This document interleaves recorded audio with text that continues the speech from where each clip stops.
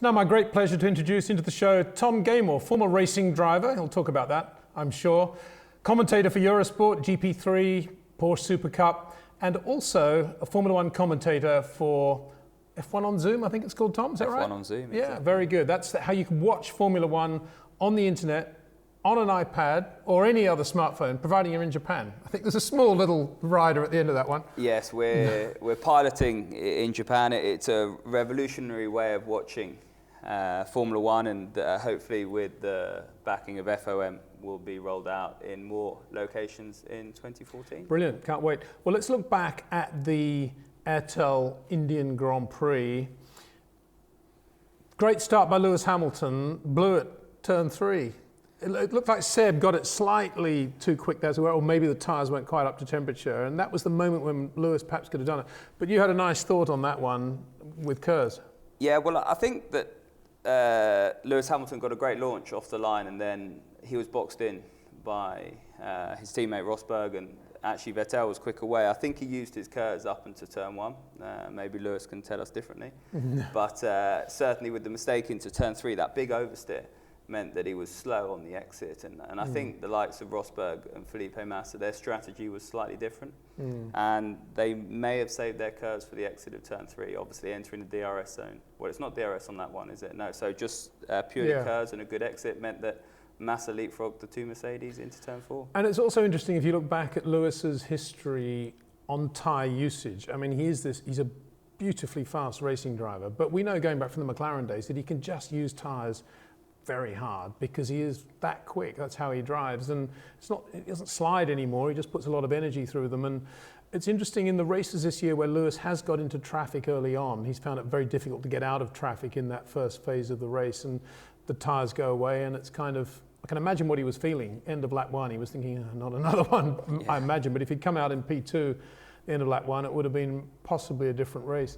I was just chatting to Paul Hembry of Pirelli about that very short middle stint that Mark Webber did. I know it was kind of immaterial because Mark retired, obviously, and Remy Taffin has already spoken in another segment about that, and hopefully they're going to get on top of the alternator problem, which has reoccurred for Renault. But when Mark went to softs, I thought he would run a little bit longer than he did, given the length of those early stints from the other guys that started on softs. But it was 3 laps on soft. I don't know if you were surprised when you were calling the race.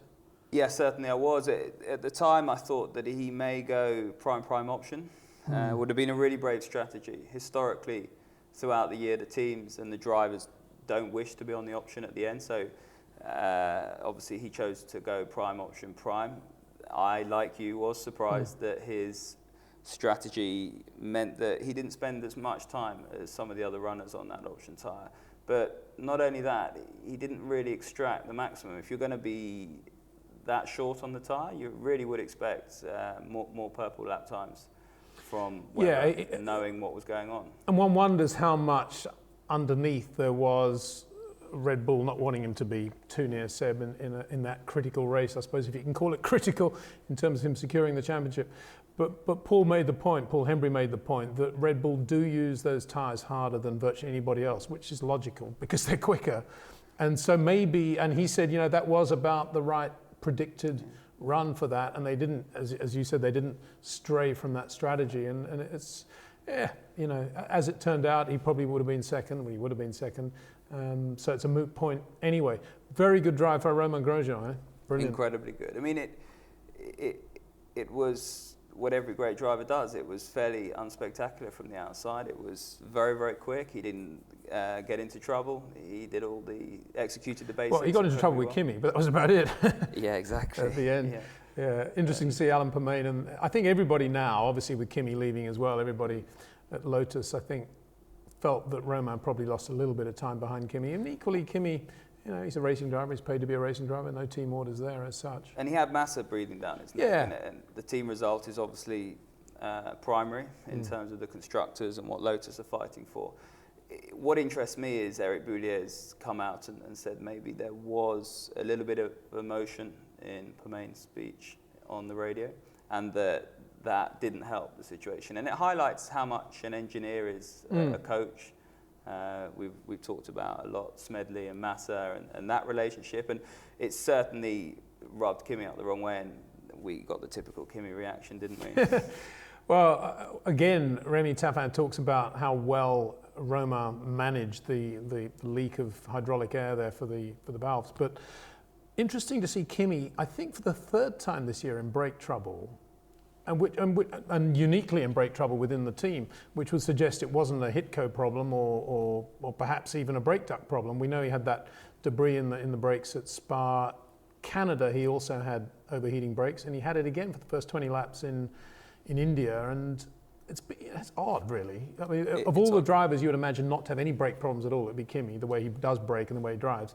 Yeah. And yet 3 times, almost uniquely, he's had trouble with the brakes. I was talking to Rob Wilson earlier about it, and Rob, as a classic Rob, said, oh, well, you know, perhaps there was a moment in one race when they told him on the radio he was dragging his left foot a bit on the brake pedal on the straight, which is very un-Kimi-like. And Rob said, well, you know, perhaps he developed some bad habits when he was rallying, and he still hasn't really got over them.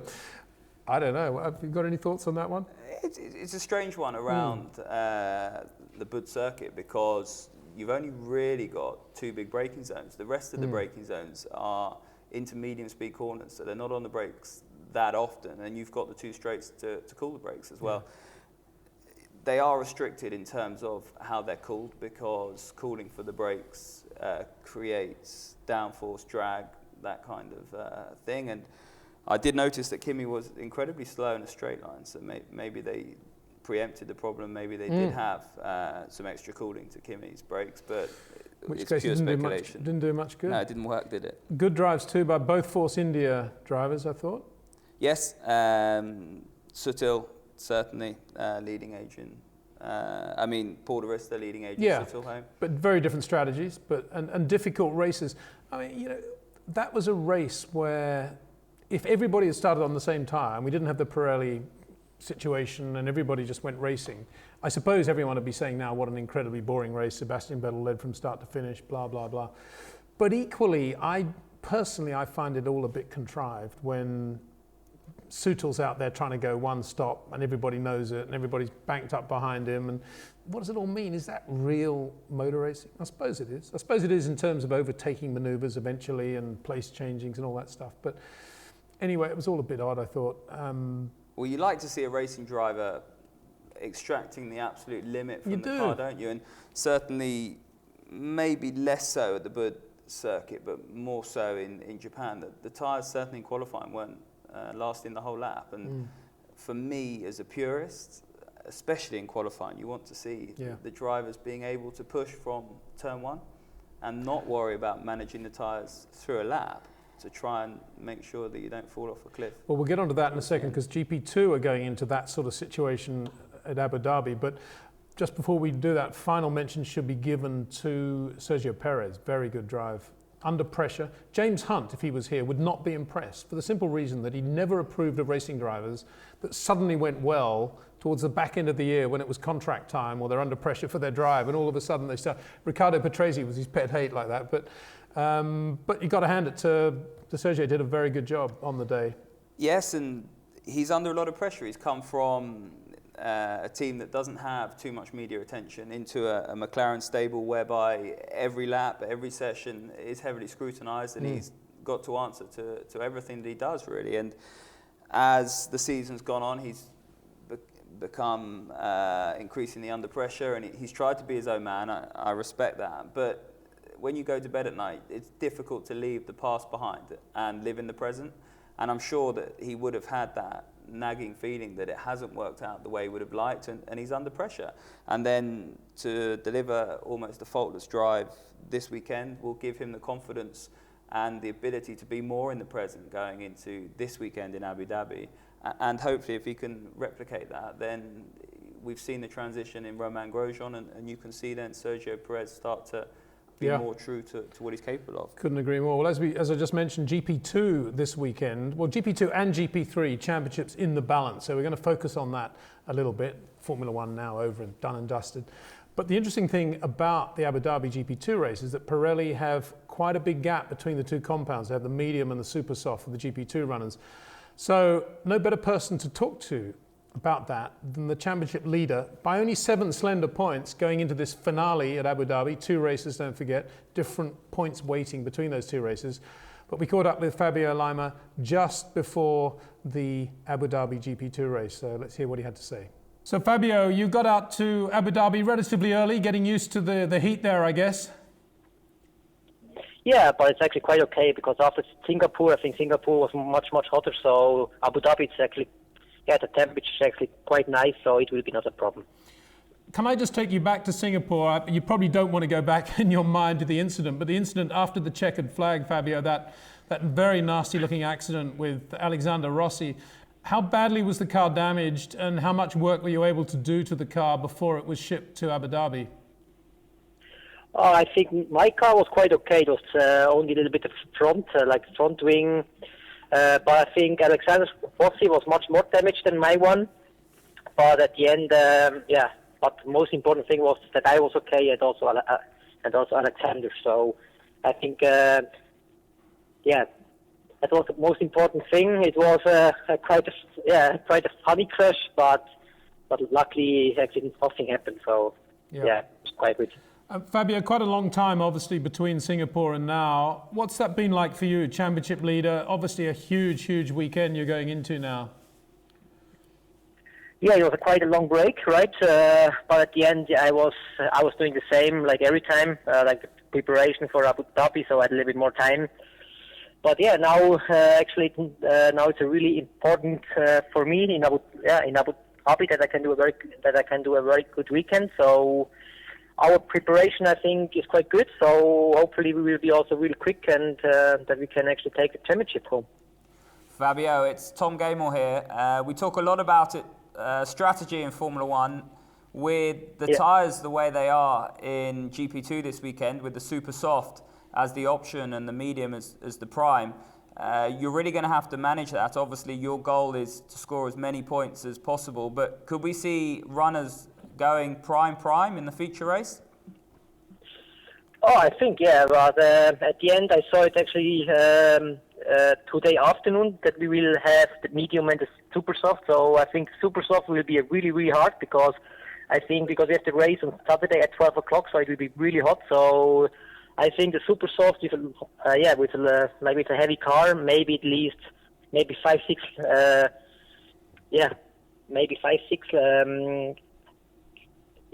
like only 5-6 laps. Steps, sorry. And I think it will be really hard, but at the end we will see, because first I have to do the qualification, and then we will see. So when I can start at the front, then we can play. So we can use prime or option prime. So it's at the end, I think we have to work for the qualification, then we will see for the race.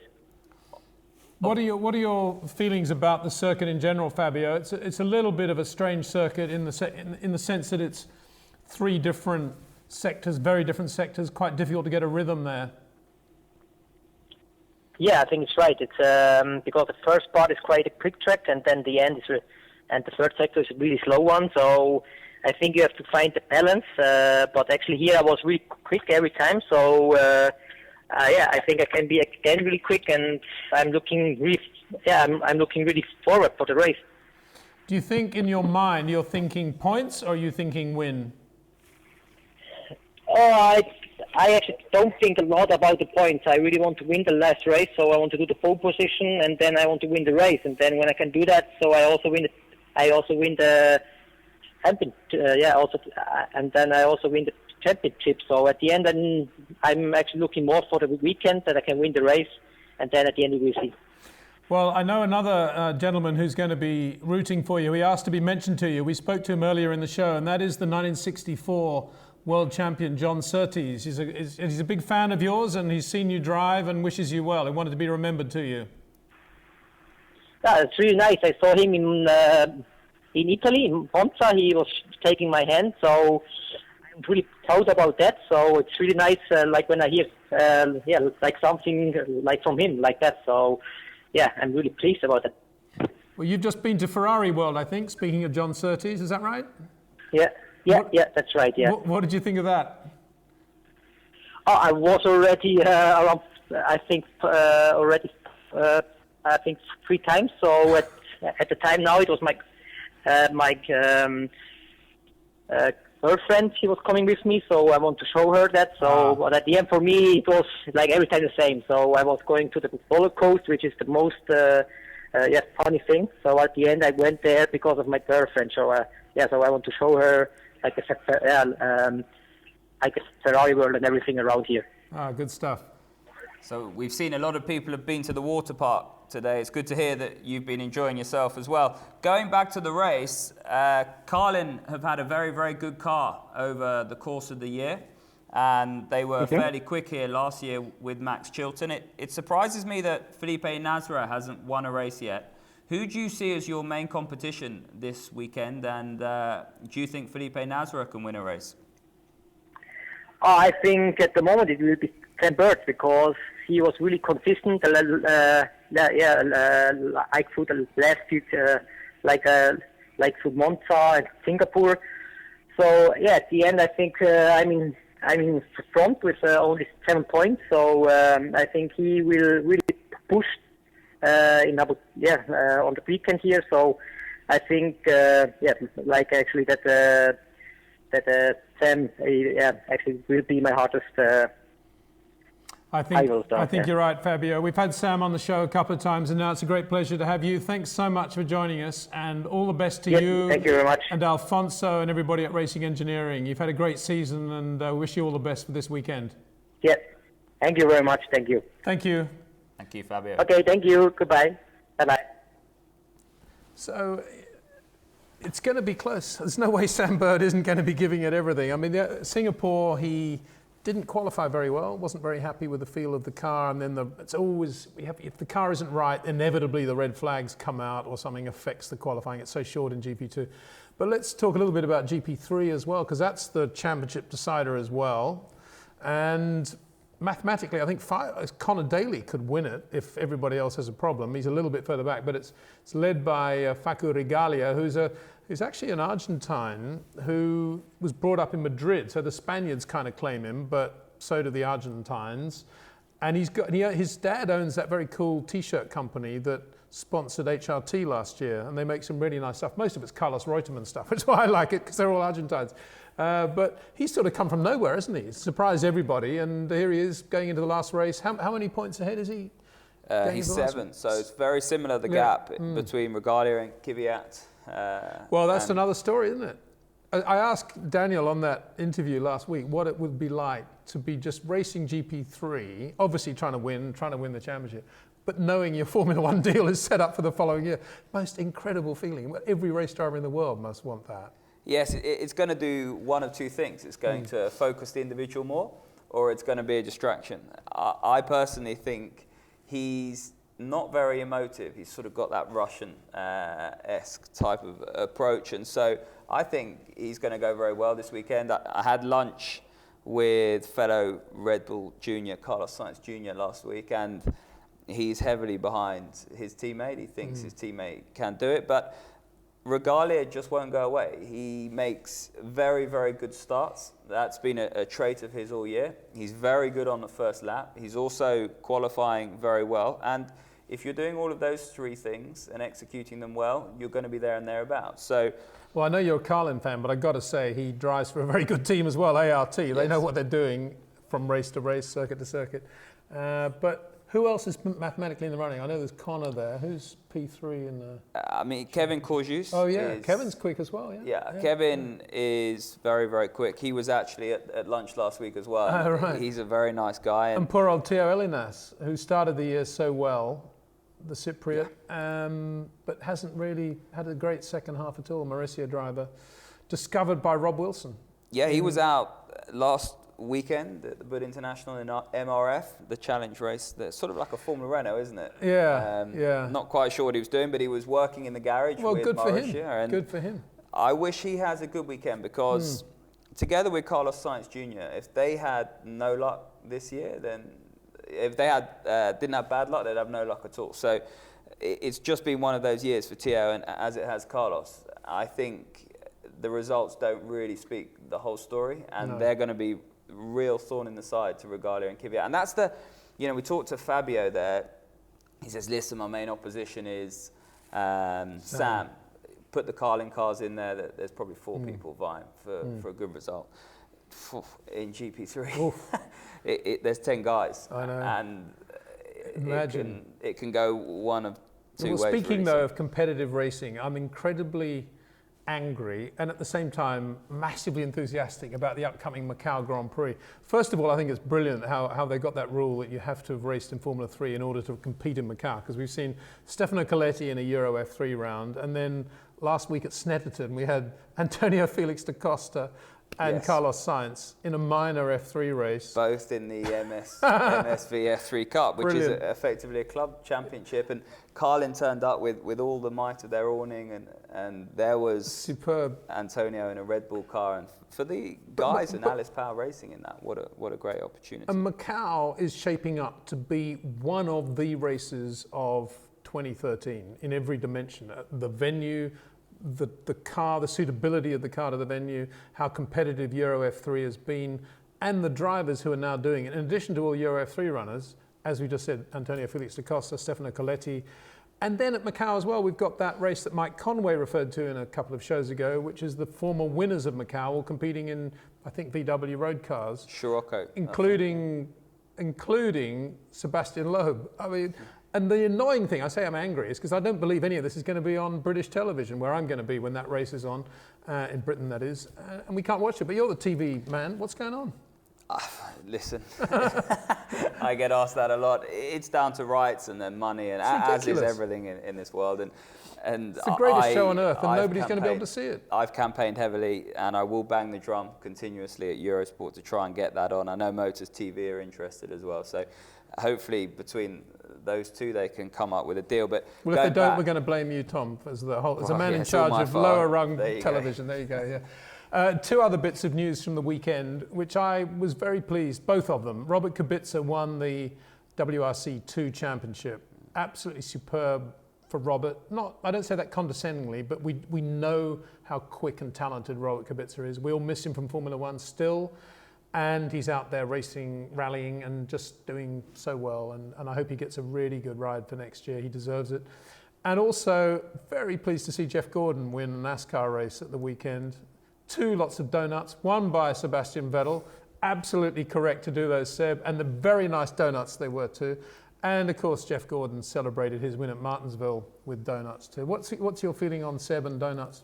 Well, listen, donuts are an expensive commodity at the moment. Jeff Gordon probably earning out of them, and Sebastian Vettel, it's costing him. And that's for the FIA to, I think, sit down and maybe just come up with a rule that suits everybody. I understand why it's in place. I think that the ruling is that such is the way of the world we live in at the moment. There's so many different things that can happen in terms of cars not going back to part ferme and all these conspiracy theories. But listen, but I put it under the heading of the business of, if the world champion clinches his championship but isn't in the top 3, in theory he doesn't get interviewed after the race in the unilaterals, which is something that needs to be revised as well.